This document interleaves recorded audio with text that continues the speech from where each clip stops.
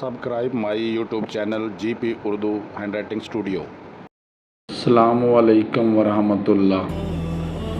अल्हम्दुलिल्लाह, आज हम एक नहायत बाबरकत और नसीहत आमोज़ हदीस से रसूल सल्लल्लाहु अलैहि वसल्लम सुनेंगे, जो सदका माफ़ी और आजी के बारे में है। आइए तवज्जो से सुनते हैं। हदीस मुबारका हज़रत मोहम्मद मुस्तफ़ा सल्लल्लाहु अलैहि वसल्लम ने फरमाया, सदका देने से माल कम नहीं होता, और जो बंदा माफ़ करता है अल्लाह ताला इसकी इज़्ज़त बढ़ा देता है, और जो बंदा अल्लाह ताला के लिए आजी इख्तियार करता है अल्लाह ताला उसका दर्जा बुलंद कर देता है। ये हदीस हमें 3 अजीम असूल सिखाती है। पहला असूल, सदका देने से माल कम नहीं होता। बज़ाहिर लगता है कि जब हम अल्लाह की राह में माल खर्च करते हैं तो हमारा सरमाया कम हो रहा है, लेकिन हकीकत में ऐसा नहीं है।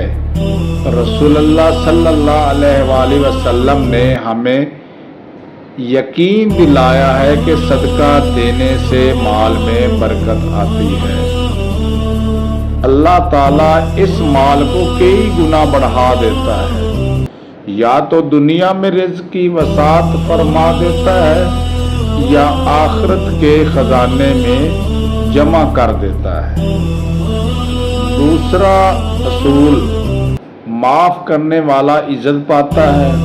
इंसान समझता है कि अगर मैंने किसी को माफ़ कर दिया तो शायद मेरी कमज़ोरी समझी जाएगी, मगर हदीस हमें ये बताती है कि असल इज्जत माफ़ करने वाले को मिलती है। अल्लाह ताला इसके मकाम को बुलंद करता है और लोगों के दिलों में इसकी मोहब्बत डाल देता है। तीसरा असूल, आजी करने वाला बुलंद होता है। ये दुनिया तकब्बर करने वालों को वक्ती फ़ायदा देती है, मगर अल्लाह के नज़दीक असल अज़मत आजी में है।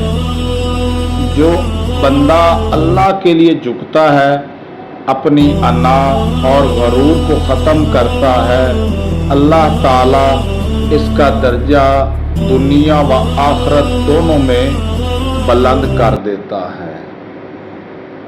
ये हदीस हमें सादा मगर अजीम असूल बताती है। अगर हम चाहते हैं कि हमारे माल में बरकत हो तो सदका करें। अगर हम चाहते हैं कि अल्लाह हमें इज़्ज़त दे तो दूसरों को माफ़ करें। अगर हम चाहते हैं कि अल्लाह हमें बुलंद मकाम दे, आजी इख्तियार करें। अल्लाह ताला हमें सदका करने वाले, माफ़ करने वाला और आजी करने वाला बंदा बनाए।